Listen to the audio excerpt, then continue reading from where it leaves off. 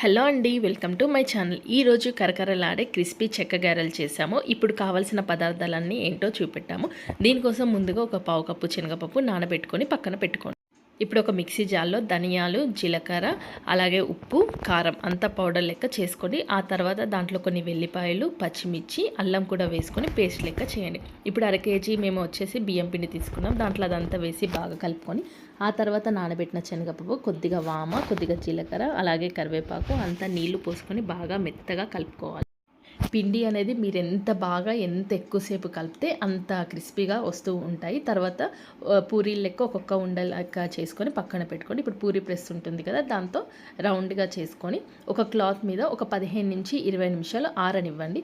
ఆ తర్వాత నూనెలో సన్నటి సెగ మీద బాగా ఎర్రగా వేయించుకోండి. అంతే, ఎంతో టేస్టీగా ఉండే కరకరలాడే చెక్కగారెలు రెడీ అవుతాయి.